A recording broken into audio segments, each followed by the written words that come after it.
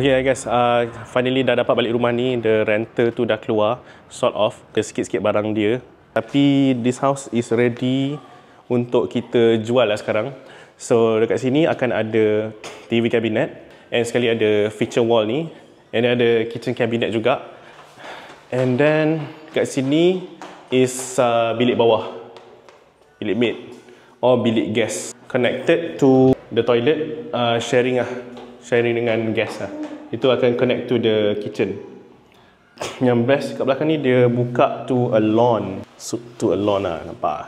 Ada fresh air lah. Banyak potential lah. Boleh letak macam-macam kat belakang ni. Yang best pasal kitchen ni, for me aku nampak dia besar dan panjang. Kitchen sini boleh muat fridge, oven. Okay, kat atas ni dia ada 3 bedroom and 3 bathroom, right?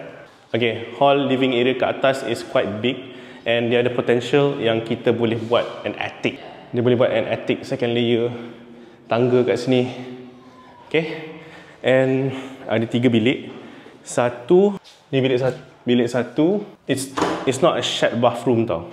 Setiap seorang anak dapat bathroom sendiri, and bathroom dia quite nice. Master bedroom.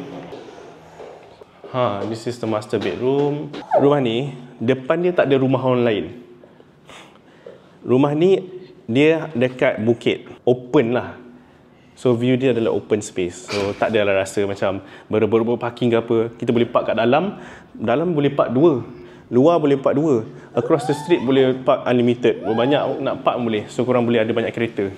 And also ada master bathroom. Saya nak jual rumah ni dengan harga yang tertera dekat skrin sekarang ni, direct to owner. So korang akan dapat a very good price. And harga ni aku dah banyak turunkan dah, and memang aku nak jual rumah ni. So kalau ada siapa nak beli rumah ni ataupun nak view ke apa, boleh contact me.